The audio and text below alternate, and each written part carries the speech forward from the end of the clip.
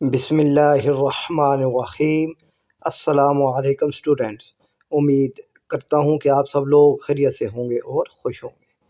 तो बच्चों, class 10th mathematics का मॉडल पेपर जो हमने आपसे शेयर किया था, तो उसमें मौजूद जो MCQs हैं उनके आंसर आपसे डिस्कस किए जाएंगे इस वीडियो में।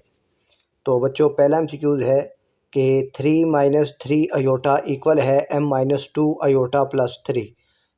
Then the value of m की वैल्यू हमने मालूम करनी है। तो अब बच्चों, यहाँ पर ये जो m वाला पार्ट है ये इमेजिनरी पार्ट है और इस साइड पर भी इमेजिनरी पार्ट है, ठीक है। जिसके साथ अयोटा होता है वो इमेजिनरी पार्ट होता है और जिसके साथ नहीं होता ये हमारे पास रियल पार्ट होता है। अब यहाँ पर इमेजिनरी को इमेजिनरी के बराबर हमने करना है, तो -3 इक्वल टू m-2 आ जाएगा। अब -2 है, ए जब ये इस साइड पर आएगा तो ये हो जाएगा +2। तो m अब -3 +2 तो -1। तो m का जवाब बच्चों आपके पास आ जाएगा -1। ए ऑप्शन बच्चों आपका दुरुस्त होगा। सेकंड है कि if alpha beta are the roots of the 2x² - 4x - 8 equal to 0, then value of the product alpha beta. अच्छा, हमारे पास ये जो इक्वेशन है 2x² - 4x - 8, इसमें से हमने a की वैल्यू निकालनी है, वो है हमारे पास 2, b की वैल्यू वो है -4 और c की वैल्यू है हमारे पास -8। और प्रोडक्ट जो होता है अल्फ़ा बीटा ये हमारे पास इक्वल होता है c/a। अब c की वैल्यू है -8 और a की वैल्यू है 2, तो ये जब इसके साथ कैंसिल होगा तो 2 4 ज़ा 8, तो -4 आपके पास आंसर आ जाएगा। ए ऑप्शन बच्चों इसका भी दुरुस्त है। और अगर आपने सम निकालना हो तो सम होता है अल्फ़ा प्लस बीटा और ये बराबर होता है -b/a, ठीक है, -b/a के इक्वल होता है। और थर्ड है कि what is the value of y if. तो ये एक मैट्रिक्स है 3 5 8 y + 9 और उसके साथ एक मैट्रिक्स मल्टीप्लाई हो रहा है 1 0 0 1 और ये इक्वल है 3 5 8 - 2y के। अच्छा ना, यहाँ पर अब आपने इसको मल्टीप्लाई इसके साथ नहीं करवाना, क्यों कि ये जो है 1 0 0 1 ये हमारे पास होता है यूनिट मैट्रिक्स, और जब भी आप किसी मैट्रिक्स को यूनिट मैट्रिक्स के साथ मल्टीप्लाई करवाते हैं तो वही मैट्रिक्स वापस आ जाता है, ये आपने याद रखना है, ठीक है। अगर ये जो मैट्रिक्स है 3 5 8 y + 9 ये अगर आइडेंटिटी मैट्रिक्स के साथ मल्टीप्लाई होगा तो यही वाला मैट्रिक्स वापस आ जाएगा, ठीक है। और इसको आपने मल्टीप्लाई करके देख भी लेना है और इस प्रॉपर्टी को याद भी रखें। अब जब ये आपस में इक्वल हैं तो ध्यान से बच्चों देखिए, 3 3 के इक्वल है, 5 5 के इक्वल है, 8 8 के इक्वल है। तो इसका मतलब क्या हुआ कि y + 9 जो है ये भी आपस में इक्वल होगा -2y के, ठीक है। अब ये जो है -2y साइड पर आएगा तो ये +2y हो जाएगा और +9 साइड पर जाएगा तो ये -9 हो जाएगा। तो यहाँ पर आपके पास आएगा जी y + 2y = -9 और ये 1y + 2y ये हो जाएगा 3y = 9। तो अब ये 3 जो है इस साइड पर आकर डिवाइड हो जाएगा तो -9/3, तो ये आपके पास -3 आ जाएगा। तो यहाँ पर बी ऑप्शन बच्चों आपके पास दुरुस्त आएगा। और फोर्थ है कि if f of x = 1/2x then what is the value of f² of x। अच्छा, f स्क्वायर ऑफ x का मतलब होता है बच्चों f फिर f ऑफ x, ठीक है। यानी स्क्वायर का मतलब है कि आपने f में ही f की वैल्यू को पुट करना है, ठीक है। f में ही f की वैल्यू को पुट किया जाएगा। अब है जी हमारे पास 1/2x। अब 1/2 ये जो x है इस x में आपने यही वाली जो वैल्यू है 1/2x ये दोबारा पुट कर देनी है, ठीक है। ये जो स्क्वायर होता है f ऑफ x² का मतलब ये है कि f में f की वैल्यू को आपने पुट करना है। तो यहाँ पर ये 2 से मल्टीप्लाई होगा तो 4, तो 1/4x आपके पास आंसर आ जाएगा। तो 1/4x ये बी ऑप्शन बच्चों आपका दुरुस्त आएगा। और फिफ्थ है कि मोड है हमारे पास x minus five equal to -3 है, then the value of x is. अच्छा, अब ना ये जो एब्सोल्यूट वैल्यू होती है, ठीक है, मोड के अंदर जो होती है ये एब्सोल्यूट वैल्यू होती है। और याद रखिएगा कि ये जो एब्सोल्यूट वैल्यू होती है ये हमेशा ज़ीरो हो सकती है या ज़ीरो से बड़ी होती है। यानी ये जो है ये यहाँ पर इस साइड पर कभी भी माइनस नहीं आएगा। जिस तरह यहाँ पर -3 है ना, तो एब्सोल्यूट वैल्यू कभी भी नेगेटिव के बराबर नहीं होती। अगर यहाँ पर माइनस आ जाए इक्वल के इस साइड पर, तो इसका मतलब होता है कि ये नॉट पॉसिबल है, इसका सलूशन ही नहीं है। तो डी ऑप्शन बच्चों यहाँ पर आपका दुरुस्त आएगा। ठीक है, याद रखिएगा कि ये जो एब्सोल्यूट वैल्यू है ये हमेशा या तो ज़ीरो हो या ज़ीरो से बड़ी हो, यानी +1 हो, +2 हो, +3 हो, ये नेगेटिव ना हो। और अब जो नेक्स्ट एमसीक्यूज़ है वो देखते हैं बच्चों। नेक्स्ट 6 एमसीक्यूज़ है बच्चों। दी डिस्क्रिमिनेंट ऑफ x² -3x-4। अच्छा, अब ना ये आपके पास एक क्वाड्रेटिक इक्वेशन है। सबसे पहले इसमें से a की वैल्यू निकालते हैं, वो आ जाएगी 1, b की वैल्यू आ जाएगी जी -3 और c की वैल्यू आ जाएगी -4 आ जाएगी। अच्छा, अब डिस्क्रिमिनेट होता है बच्चों हमारे पास b² -4ac। अब ये b की वैल्यू है जी हमारे पास -3, तो -3 का स्क्वायर आ जाएगा और -3 का स्क्वायर, फिर -4, a की वैल्यू है 1 और c की वैल्यू है -4। अब ये जो है -3 का स्क्वायर, 3 का स्क्वायर 9, और जब भी ऊपर वैल्यू पॉजिटिव होती है, जब भी वैल्यू ऊपर पॉजिटिव है, अब ये 2 पॉजिटिव है तो माइनस क्या हो जाएगा, ख़त्म हो जाएगा। तो यहाँ पे आ जाएगा 9, ये वाला माइनस और ये फार्मूले का ये वाला माइनस मिलकर ये हो जाएंगे प्लस। ठीक है, यानी ये जो सी की वैल्यू के साथ माइनस है, +4 4 ज़ा 16 और 16 + 9 ये आपके पास आ जाएगा 25 और डी ऑप्शन बच्चों आपका दुरुस्त आएगा। ठीक है, और इसके बाद सेवन्थ है कि आप projectile is launched at an angle of 30 degree with an initial velocity of 20 metre पर second, what is the horizontal component of the velocity।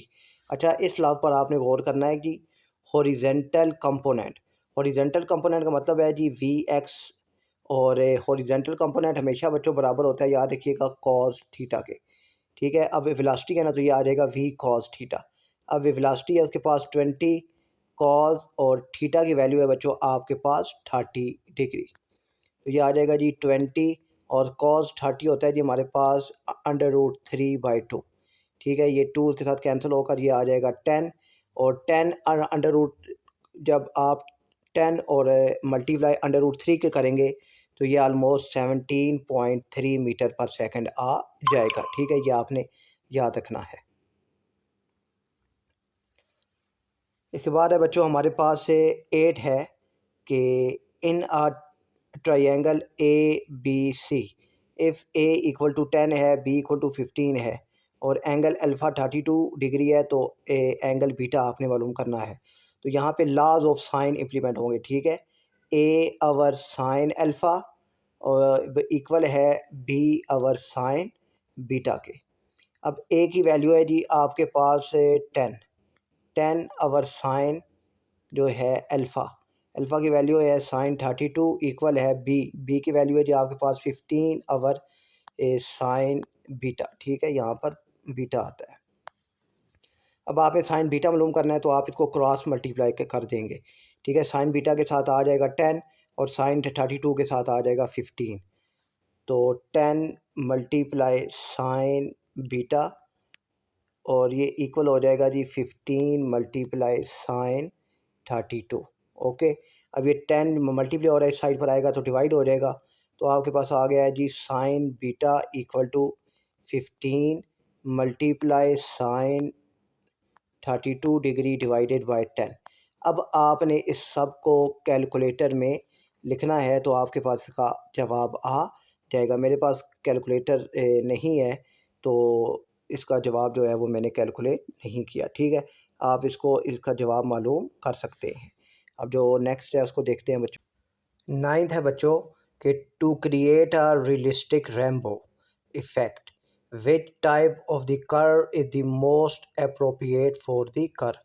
Realistic rainbow effect के लिए जो मोस्ट अप्रोप्रिएट कर्व है वो सर्कुलर आर्क है आपके पास। और 10th है कि two circle having radius 4 centimetre and 5 centimetre respectively touch externally the distance between the centre of the circle. अच्छा, एक सर्कल है ये है और एक सर्कल आपके पास ये है, ये दोनों एक्सटर्नली यानी इनकी जो साइडें हैं वो आपस में मिली हुई हैं। ये है इसका रेडियस 4 है और ये है इसका रेडियस 5 है।